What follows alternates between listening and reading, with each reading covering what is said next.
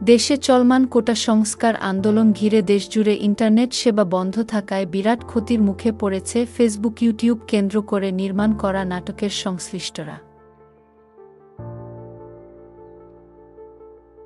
মুক্তি আটকে গেছে বহু নাটকের, সেই সঙ্গে শঙ্কার মেঘ জমে উঠেছিল সংশ্লিষ্টদের মনে।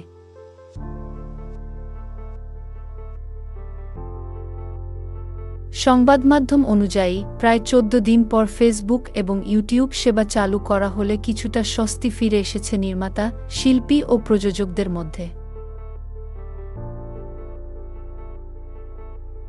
মাঝের এই সময়গুলোতে ইন্টারনেট বন্ধ থাকায় যে ক্ষতিটা হয়েছে সেটা অপূরণীয় এবং নতুন আশার সঞ্চার হয়েছে বলেই মনে করছেন প্রযোজকদের অনেকে।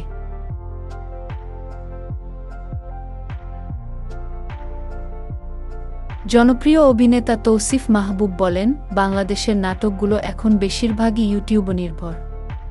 শুধু নাটক নয়, এই মাধ্যমে আমরা গান শুনি, দেখি, খবর দেখি এবং অনেক তথ্য সংগ্রহ করি এখান থেকে। ইউটিউব চালু হয়েছে, এটা খুবই ভালো খবর। তবে একটা বিষয় নিয়ে এই মুহূর্তে আমি খুবই শঙ্কিত যে দেশে বর্তমানে যে পরিস্থিতি চলছে, এই মুহূর্তে কাউকে বলতে পারব না যে নাটক দেখুন। সময়টা আসলে শুধু নাটক দেখার জন্য না। একটা অস্থির সময় আছি আমরা সবাই।